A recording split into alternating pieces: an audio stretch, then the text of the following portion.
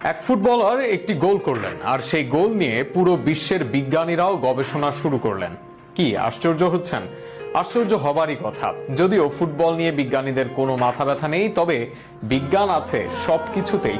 Bullet man খ্যাত Roberto Carlos করেছিলেন সেই অবাক করা গোল।